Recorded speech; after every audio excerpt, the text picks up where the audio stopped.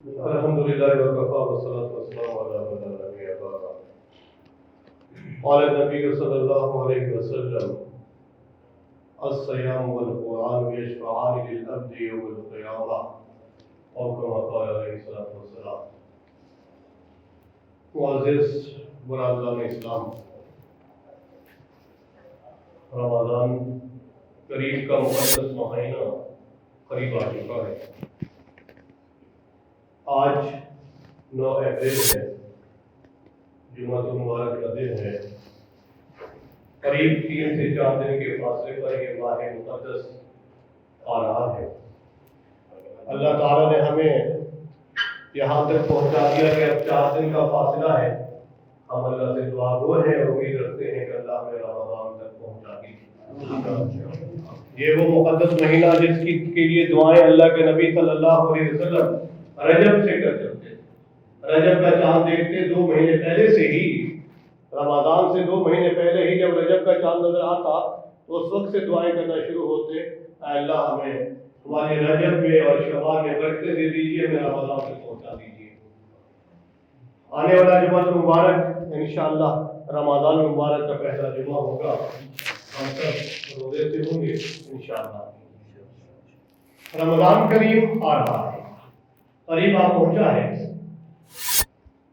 ایسا ہی جب ہوتا آمنہ کے دور یتیم صلی اللہ علیہ وسلم اور صحابہ کرام کا کیا طرز ہوتا جب رمضان قریب آ رہا ہوتا تھا، استقبال رمضان کے حوالے سے صحابہ کرام کی کیا تیاری ہوتی تھی، کیا مصروفیت ہو جاتی تھی، اور آمنہ کے دور یتیم صلی اللہ علیہ وسلم کیا ارشاد فرماتے تھے۔ چند اہم باتیں آپ کے سامنے رکھوں گا۔ شیخ عبد القادر جیلانی رحمۃ اللہ علیہ نے کتاب لکھی غنیۃ الطالبین۔ غنیۃ الطالبین کے نام سے کتاب، شیخ عبد القادر جیلانی بڑی شخصیت ہے، آپ سب ان کے تعارف سے واقف ہیں۔ انہوں نے اپنی کتاب میں ایک حدیث نقل کرتے ہیں جس میں صحابہ کرام کا رمضان کی آمد سے قبل کی تیاریوں کا تذکرہ کرتے ہیں۔ جب رمضان قریب آ رہا ہوتا، استقبال رمضان کے لیے صحابہ کرام کا کیا طرز عمل ہوتا، صحابہ کرام کن اعمال میں مصروف ہو جاتے تھے۔ اس حوالے سے انہوں نے صحابہ کرام کے آمد رمضان سے قبل چند اعمال نقل کیے۔ سب سے پہلا عمل، صحابہ کرام شعبان کے آخری عشرہ میں ہی رمضان سے پہلے اپنے تلاوت کے معمول کو بڑھا دیتے تھے۔ باقاعدہ تلاوت کلام مجید شروع فرما دیتے تھے تاکہ رمضان کریم میں جب داخل ہو تو ہماری یہ عادت بن جائے، یہ معمول بن جائے تلاوت کلام مجید کا۔ تلاوت کلام مجید کے لیے وقت مختص کر دیتے تھے، وقت بڑھا دیتے تھے۔ اصل میں تو رمضان میں اس سے وقت اور بڑھا دیتے تھے۔ رمضان تو سارا ہی قرآن، نماز اور ذکر اذکار میں مصروف ہو جاتے۔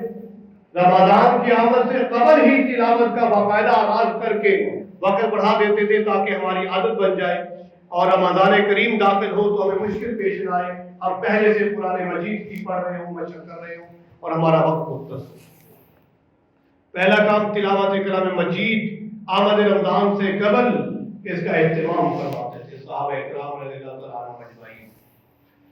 دوسرا کام، جو صاحب ثروت صحابہ کرام تھے وہ زکوٰۃ نکالنے کا اہتمام فرماتے تھے۔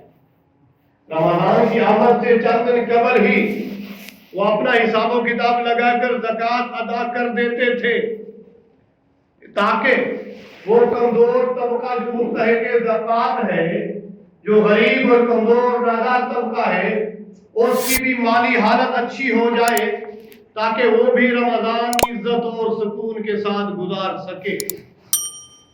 رمضان کی آمد سے قبل ہی زکوٰۃ نکال کے مستحق لوگوں تک پہنچا دی جاتی تھی تاکہ وہ بھی اپنی ضروریات کی اشیاء کو خرید لے، وہ بھی مطمئن ہو کر اعتماد سے اور سکون سے رمضان گزار سکیں، رمضان کو عبادت، ریاضت، صیام اور نوافل کے ساتھ گزار سکے۔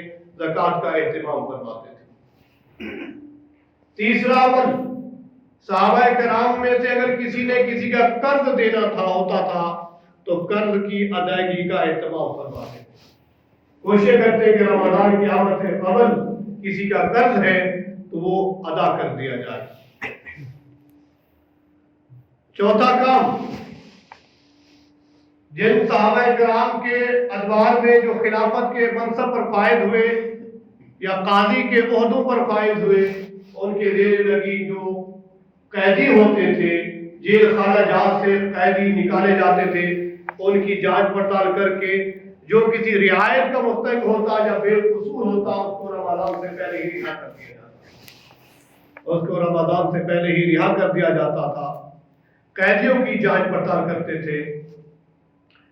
اور پانچواں کام، اپنے اس ایک مہینے کے جو رمضان کریم کا مہینہ ہے، اس کی گھر کی گھریلو ضروریات کو رمضان کی آمد سے پہلا ہی پورا کر دیں گے، تاکہ رمضان کے مہینے میں ہمیں گھریلو ضروریات کے لیے نہ آنا جانا پڑے، وقت ضائع نہ ہو. گھریلو ضروریات کو ماہ صیام کی آمد سے پہلے ہی پورا کر لیتے تھے. اور پھر جو ہی رمضان کا چاند دیکھتے غسل فرما کر اللہ کے گھر کو چلے جاتے تھے. اور مہینہ پھر تقریباً شب و روز پھر اللہ کے گھر میں ہی گزارتے تھے. اکثر صحابہ کرام پورے مہینے کے لیے اعتکاف میں چلے جاتے تھے، تاکہ اس مہینے کو صحیح عبادت کے ساتھ، ریاضت کے ساتھ، تلاوت کے ساتھ، روزے کے ساتھ اور ذکر اذکار کے ساتھ اس مہینے کو گزارا جائے. یہ صحابہ کرام کے معمولات تھے جن کو شیخ عبد القادر جیلانی رحمۃ اللہ علیہ نے اپنی کتاب بنیاد الطالبین میں نقل کیا. کہنے سنانے کا مقصد صرف یہ نہیں ہے کہ میں سنا دیا، میں نے آپ نے سن لیا بس کافی. یہ صحابہ کرام تھے جو انتہائی نیک شخصیات، برگزیدہ شخصیات تھیں، جن کو بخشش کے پروانے دنیا میں ہی دے دیے گئے تھے. اللہ نے ان سے راضی ہونے کے پیغام دنیا میں ہی دے دیے. قرآن پاک میں بھی ارشادات فرما دیے، رضی اللہ عنہم ورضوا عنہ. یہ صحابہ کرام کی وہ جماعت ہے کہ اللہ ان سے راضی ہو گیا اور یہ اللہ سے راضی ہو گئے. اور اس کے باوجود استقبال رمضان میں کتنی محنت کرتے، اپنے آپ کو چوک و چوبند کر دیتے تھے کہ ماہ مقدس کو گزارنے کے لیے، اللہ کو راضی کرنے کے لیے. آپ علیہ السلام بذات خود کن الفاظ کے ساتھ رمضان کریم کے اہتمام فرماتے تھے؟ آئیے، اللہ کے نبی فرماتے اپنے صحابہ سے، اتاکم رمضان، تمہارے پاس مہمان مہینہ رمضان آیا چاہتا ہے. سید الشہور، جو سارے مہینوں کا سردار مہینہ ہے. فمرحبا بہ واہلا، ہم اس مہینے کو خوش آمدید کہتے ہیں. ہم اس مہینے کو خوش آمدید کہتے ہیں. جاء شہر الصیام، جاء شہر الصیام و رمضان، رمضان کا روزوں کا مہینہ آ پہنچا ہے. فاکرموا بہ کظاہر ہوا آتین، اس کا ایسے ہی اکرام کرو جیسے آپ اپنے پاس آنے والے کسی معزز مہمان کا اکرام کرتے ہیں. اللہ کے نبی فرما رہے ہیں رمضان کا مہینہ تمہارے پاس آ رہا ہے جو تمام مہینوں کا سردار ہے. ہم اس مہینے کا استقبال کرتے ہیں، خوش آمدید کہتے ہیں. یہ صیام کا مہینہ، رمضان کا مہینہ آیا ہے. فاکرموا بہ کظاہر ہوا آتین، اس مہینے کا ایسے عزت و اکرام کریں جیسے آپ کے پاس کوئی معزز مہمان آ جاتا ہے، آپ اس کے مہمان نوازی میں کسر نہیں چھوڑتے ہیں. ایسے ہی اس مہمان مہینے کی مہمان نوازی کیجیے، اس کے احکامات کو اپنائیے، عمل کیجیے، روزہ رکھیے، تلاوت کیجیے، ذکر اذکار میں مصروف ہو جائیے. کسی کا حق کھایا ہے تو پہلے ادا کر دیجیے، اور آپ کا کسی کے ذمے ہے تو لے لیجیے یا معاف کر دیجیے. ایک اور ارشاد جو اللہ کے نبی صلی اللہ علیہ وسلم فرماتے تھے، الصائم لا ترد دعوته، یاد رکھے روزے دار کی کوئی دعا رد نہیں کی جاتی. روزے دار بن جائیے گا، رمضان آ رہا ہے، اللہ سے خوب دعائیں مانگیے گا. جو آپ کی ضروریات ہیں، آپ کے حوائج ہیں، اللہ سے مانگ لیجیے گا، اس لیے کہ روزے دار کی دعا رد نہیں کی جاتی. جو وہ مانگتا ہے اللہ عطا کر دیتے ہیں. اسی طرح ایک اور حدیث آقا دو جہاں کا فرمان مبارک مسند امام احمد بن حنبل نے اس کو نقل کیا फरमाते हैं इन्न अल्लाह यगफिरु फी अव्वली लैलतिन मिन शहर रमजान लिकुल्ली अहलिल क़िबला। अल्लाह के नबी फरमा रहे हैं कि जब रमजान का महीना आता है, अभी रमजान के महीने की पहली रात को ही तमाम मुसलमान जो अहले क़िबला है, बैतुल्लाह को नमाज पढ़ते हैं मुंह करके, मुसलमान हैं, आमना के दुर्रे यतीम पर ईमान लाए और इस महीने के इत्माम की कोशिश कर रहे हैं, पहली रात ही उनके गुनाह माफ कर दिए जाते हैं। इन्नल्लाह यगफिरु, बेशक, बड़ी ताकीद लाई है इन्ना के साथ कि बेशक अल्लाह ताला माफ फरमा देते हैं फी अव्वली लैलतिन मिन शहर रमजान, रमजान के महीने की पहली रात में ही किनको माफ फरमाते हैं? लिकुल्ली अहलिल क़िबला, तमाम अहले क़िबला को अल्लाह ताला माफ फरमाते हैं। अल्लाह की तरफ से तो माफी का पैगाम आ चुका, अल्लाह की तरफ से नरमी का पैगाम आ चुका। ये हमारी कोताही होगी, कमबख्ती होगी अगर हम इस माह मुकद्दस में अल्लाह को राजी करके अपनी बख्शिश न करवा लें। एक और जगह बुखारी और मुस्लिम की रिवायत है, अल्लाह के नबी सल्लल्लाहु अलैहि वसल्लम का इरशाद मुबारक है, इज़ा दखला शहरु रमज़ान फुतिहत अबवाबुस समाई व गुल्लिक़त अबवाबु जहन्नम व सुलसिलतिश शयातीन। अल्लाह के नबी फरमा रहे हैं कि जब ये रमजान का मुकद्दस महीना आ जाता है, शुरू हो जाता है, आसमान के दरवाजे खोल दिए जाते हैं, आसमान के दरवाजे खोल दिए जाते हैं, जन्नत के दरवाजे खोल दिए जाते हैं, वह गुल्लिक़त अबवाबु जहन्नम, जहन्नम के दरवाजे लॉक कर दिए जाते हैं, बंद कर दिए जाते हैं, वह सुलसिलतिश शयातीन, और शैतानों को बेड़ियों में जकड़ दिया जाता है ताकि मेरे बंदों को गुमराह न करे इस माह मुकद्दस की इबादत से।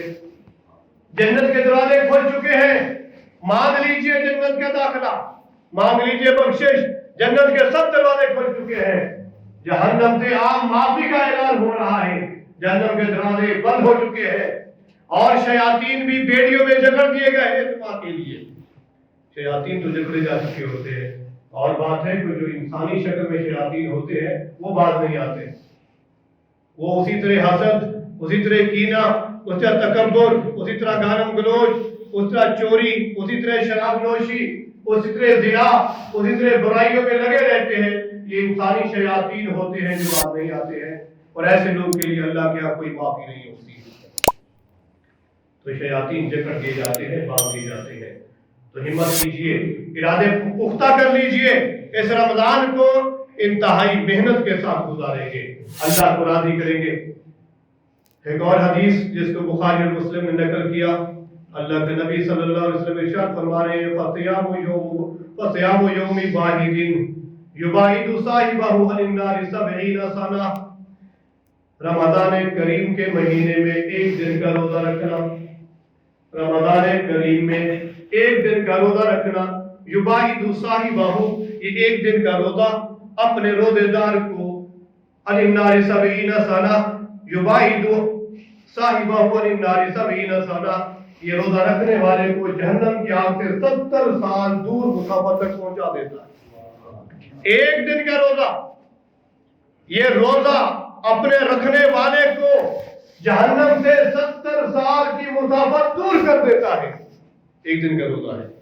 अगर आपने 29, 30 जितना रमजान हुआ सारे रोजे रख लिए तो इंशाअल्लाह हमेशा के लिए जन्नत से दूर हो जाएगी, हमेशा के लिए जन्नत से निजात मिल जाएगी।